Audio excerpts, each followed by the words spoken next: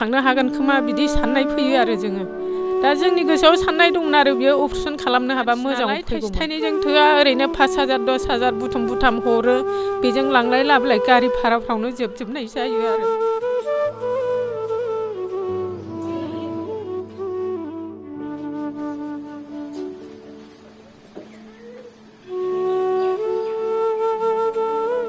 एसे बारा जालांबाय आरो बेनिखायनो दा न'फ्राबो हनै फरायनाय फिसालाफोर दंमोन बेखौबो जेबो जगार होनो हायैनि फरायहोनो हायासै बेनिखायनो जोंबो सानो आरो एसे एनै एमएलए फोरनिफ्राय बा रायजोफोरनिफ्राय मदद मोनगोन खोमा साननानै बेखौ बोखांनो हागोन खोमा बिदि साननाय फैयो आरो जोङो दा जोंनि गोसोआव साननाय दंमोन आरो बियो अपारेसन खालामनो हाबा मोजाङाव फैगौमोन दा दाख्लै लांबाय गुवाहाटियाव लांलाय लाबोलाय खनथामानो जाबाय बिदिनो थांगासेयावनो जों गोरिब मानसि नालाय थाइसे थाइनैजों थोआ ओरैनो 5,000 10,000 बुथुम हरो बेजों लांलाय लाबोलाय गारि भाराफ्रावनो जोबजोबनाय जायो आरो बेनिखायनो दा जों जेबो राहाखौनो नुहुरासै आरो न'खराबो गरिब फिसाला सानै दंमोन बेबो फरायहोनो हायासै बिफायाबो गोदाव सोराव जाबाय हिनजावनि दारैनो दा जों बेखौनो बुंनानै फोजोबनाय जायो बे आंनिनो बिबोनां बिनिफ्राय बिनि बेमारा बोसोरथामनि बारा जाबाय नायबायबो बिराद नायबाय नायनायालाय दाहायबायबो गुवाहाटियावबो लांबाय अदालगुरियावबो लांबाय जिखिनि दं एसे एनै बेफोरखौबो फाननानै दाहायबाय दासिमबो हामा आरो बेनिखायनो दा जोंनि बे रायजो राजानाव आरो एमएलए फोरनाव थाइसे थाइनै मदद मोनगोन खोमा होननानै जोङो बेबायदिखौ लेंहरनानै रायलायनाय जादों आरो रायजो राजाफोरखौबो जों खावलायदों आरो जोंबो जोंनि बिबोनांफोर होननानै जोंफ्राबो न'आवनो हावरिया गैया बिनिखायनो जों जेबो मददखौनो होनो हाया ओरैनो नायनानैल'सो थानाय जायो आरो जों बिदिनो हामगौबा गामिनि झारुवा अजाफोरखौनो होलाबायो दा बेजोंबो हामा मानसिया खुलुमबाय रायजो राजाफोर आंनि न'खराव बेबायदि उसुबिदा जानानै दङ आंनि मुङा लंके मोसाहारि गामिया बैरबपुर खुलुमबाय बेनो आंनि बे हिनजावा ओरैबायदि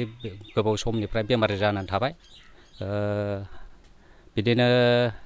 फार्स्टआवहाय बिदि खुजुलि जादोंमोन बे खुजुलिनिफ्रायनो मा जालांदों बेखौ हमनो हायासै दायो केन्सार सिस्टेमावहाय जानानै दं 3 बोसोर जानानै थाबाय 3 बोसोरावबो दासिमानो आं बहुद मोसौ बोरमा फाननानै नायदोंमोन डक्टरनाव दिन्थिबाय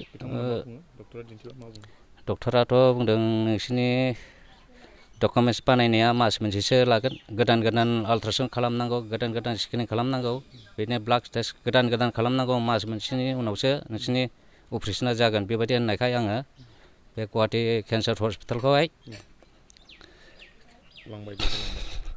गारनानै फैनो गोनां जाबाय बे माने मेडिकेलाव केन्सार माबायाव लांदोंमोन ना केन्सार हस्पिटालाव लांदोंमोन बेसेबां दिन लाखिखो बेवहाय आं ओरैनो मालायनि न'आव थाहैनो गोनां सानबा थाहैबाय बिनि उनावहाय आरो सप्तासेसो थाहैबावनाय जादों आरो बेवहाय आङो फैसानि थाखायनो गारनानै फैनो गोनां जाबाय फैसा हायैयाव दा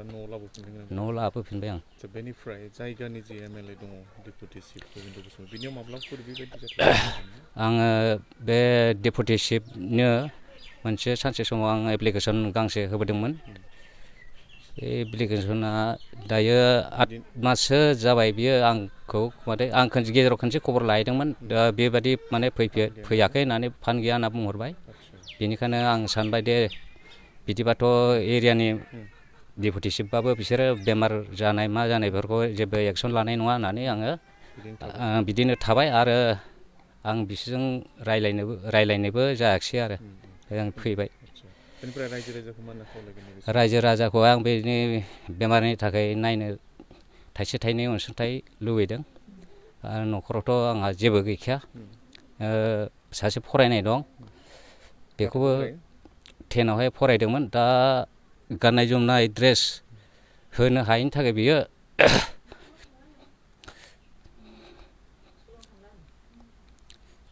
थांनाय जायाखै आरो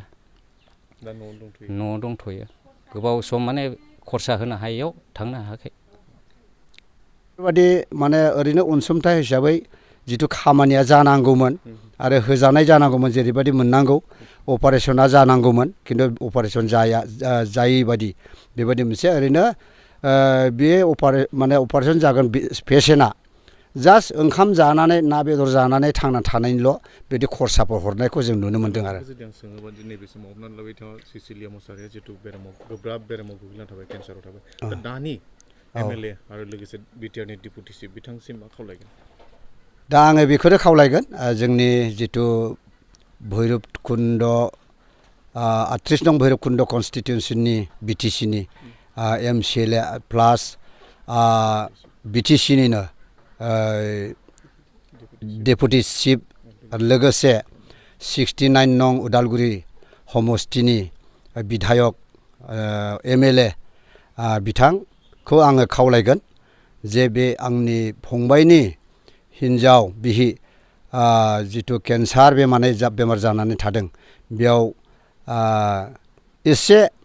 माने अनसुंथाइ होनो थाखाय आङो खावलायगोन बिथाङा जाहाथे गावनि ओनसोलनि गावनि गामि खाथिनि सिमनानि गामि हिसाबै